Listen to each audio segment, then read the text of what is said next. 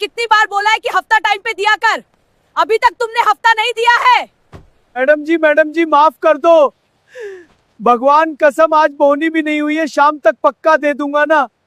गरीब के पेट पर लात मत मारो मैडम जी। तेरी बोहनी का मैं क्या करूं? वर्दी का नियम बिल्कुल साफ है, हाफ समय पर मतलब समय पर। अब इन टमाटरों को सड़क से उठा ले और सुन, अगली बार यहाँ अपना ठेला दिखाया तो तुझे और तेरे ठेले दोनों को थाने ले जाऊंगी।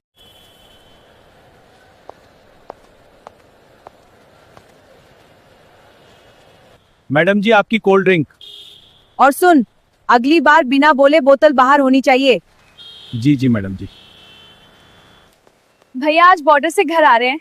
भैया को काजू कतली बहुत पसंद है, आज तो वो बहुत खुश होंगे। जल्दी घर पहुंचती हूँ, उनके लिए खाना भी तो बनाना है।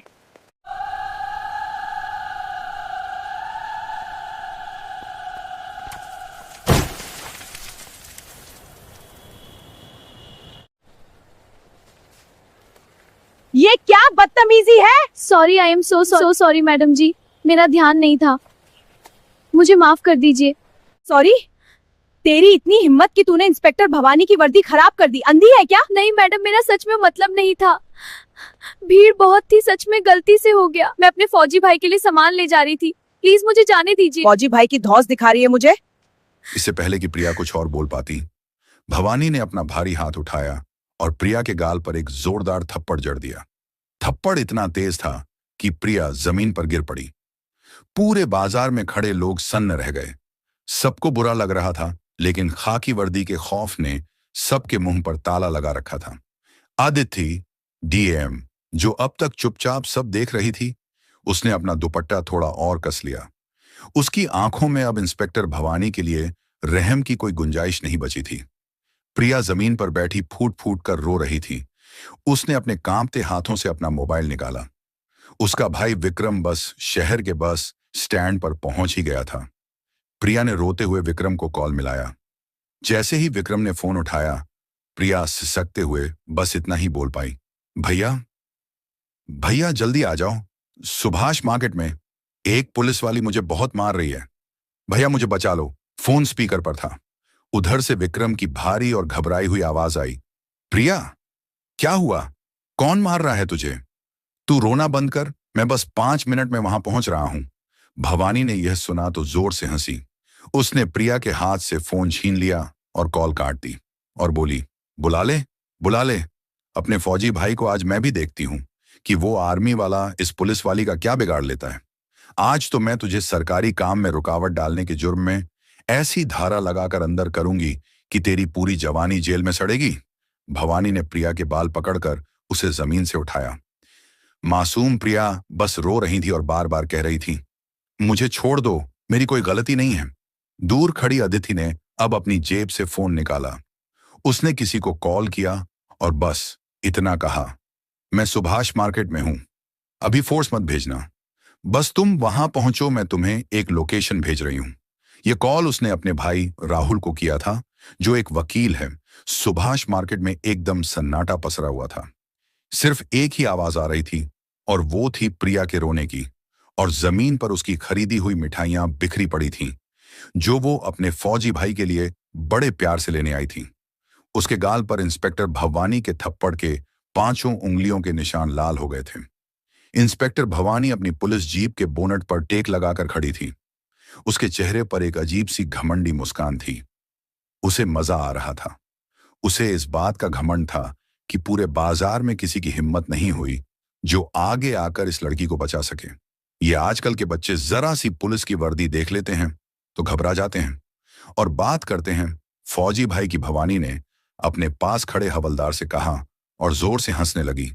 हवलदार भी चमचागिरी करते हुए हंसने लगा। भीड़ में खड़ी आदिति डीएम की नजरें लगातार भवानी पर ही टिकी थीं। अदिति के चेहरे पर कोई भाव नहीं था, लेकिन अंदर ही अंदर उसका खून खौल रहा था। उसने अपने फोन का कैमरा ऑन कर लिया था और चुपचाप वीडियो बना रही थी। एक डीएम होने के नाते उसे पक्के सबूत चाहिए थे। वो जानती थी कि आज भवानी का घमंड टूटने वाला है। बस सही वक्त का इंतजार था। तभी बाजार के दूसरे कोने से एक लड़का भीड़ को चीरते हुए पागलों की तरह भागता हुआ आ रहा था। उसके कंधे पर एक बड़ा सा आर्मी का हरा बैग था। उसने सिंपल सी टी शर्ट और जीन्स पहनी हुई थी, लेकिन उसकी चाल और उसकी बॉडी बता रही थी कि वो कोई आम इंसान नहीं है। उसके पैरों में आर्मी वाले भारी बूट थे, जिनकी आवाज जमीन पर जोर जोर से आ रही थी। ये विक्रम था, जो विक्रम पिछले 10 महीने से बॉर्डर पर ड्यूटी कर रहा था। वो बस यही सोचकर घर आ रहा था कि अपनी छोटी बहन प्रिया के हाथ का बना खाना खाएगा और अपनी माँ के गले लगेगा। लेकिन बस स्टैंड पर उतरते ही उसे प्रिया का वो रोता हुआ फोन आ गया।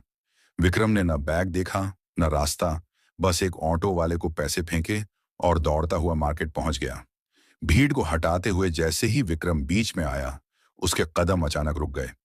सामने का नजारा देखकर विक्रम का दिल बैठ गया। उसकी लाडली बहन, जिसे उसने बचपन से कभी एक खरोंच तक नहीं लगने दी थी, वो जमीन पर बैठी रो रही थी। उसका दुपट्टा मिट्टी में सना था और गाल सूजा हुआ था। पास ही एक महिला पुलिस इंस्पेक्टर हाथ में डंडा ली खड़ी थी। विक्रम के हाथ से उसका बैग छूटकर जमीन पर गिर गया। प्रिया, विक्रम के मुंह से एक भारी आवाज निकली। प्रिया ने जैसे ही अपने भाई की आवाज सुनी, वो एक झटके में उठी और दौड़कर विक्रम के गले लग गई। भैया, भैया आ गए आप? इन्होंने मुझे मारा भैया, मेरी कोई गलती नहीं थी, मैंने कुछ नहीं किया। प्रिया विक्रम के सीने से लगकर ऐसे रोने लगी जैसे कोई छोटा बच्चा अपनी मां को देखकर रोता है। विक्रम का दिल अंदर से छलनी हो गया।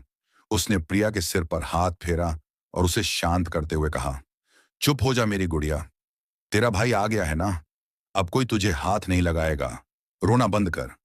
विक्रम ने प्रिया का चेहरा अपने हाथों में लिया और उसके गाल पर थप्पड़ का लाल निशान देखा। विक्रम की आंखों में जो अभी तक एक भाई का प्यार था, वो अचानक से एक फौजी के भयंकर गुस्से में बदल गया। उसकी नसें तन गईं और आंखें लाल हो गईं। उसने प्रिया को धीरे से अपने पीछे किया और इंस्पेक्टर भवानी की तरफ पलटा। किसने हाथ उठाया मेरी बहन पर? विक्रम की आवाज इतनी तेज और भारी थी कि पीछे खड़े कुछ लोग डर के मारे एक कदम पीछे हट गए। भवानी ने अपना काला चश्मा आंखों से हटाया और बड़ी बदतमीजी से विक्रम को ऊपर से नीचे तक देखा। तो इंस्पेक्टर भवानी ने, रुको, स्क्रॉल मत करो। आज मैं आपको 30 ऐसे फैक्ट्स बताने वाला हूं जो आपके दिमाग को पृथ्वी हर सेकंड 460 मीटर की स्पीड से घूम रही है, लेकिन हमें बिल्कुल महसूस नहीं होता। फैक्ट नंबर 2, हमारा दिमाग सोते समय भी एक्टिव रहता है, कई बार जागने से ज्यादा। फैक्ट नंबर 3, ऑक्टोपस इतना इंटेलिजेंट होता है सन कि बंद बॉटल भी खोल सकता है। फैक्ट नंबर 4, सूरज की रोशनी को पृथ्वी तक आने में सिर्फ 8 मिनट लगते हैं। फैक्ट नंबर 6, शार्क कभी सोती नहीं, अगर रुक गई तो मर सकती है। फैक्ट नंबर 5, गर्म पानी ठंडे पानी से जल्दी जम सकता है, इसे एम्पेम्बा इफेक्ट कहते हैं। फैक्ट नंबर 7, आपकी आंखें 1 करोड़ से ज्यादा कलर्स पहचान सकती हैं। फैक्ट नंबर 9, एक छोटा बच्चा 1 साल में इतना सीखता है जितना AI भी स्ट्रगल करता है। फैक्ट नंबर 14, एक बूंद पानी में लाखों मॉलिक्यूल्स होते हैं। फैक्ट नंबर 15, आपका DNA 99.9% सबसे मिलता है। फैक्ट नंबर 19, स्पेस में कोई आवाज नहीं होती। फैक्ट नंबर 21, ग्लास एक स्लो लिक्विड माना जाता है। फैक्ट नंबर 23, आप खुद को मिरर में उल्टा देखते हैं। फैक्ट नंबर 24, बारिश की बूंदें गोल होती हैं।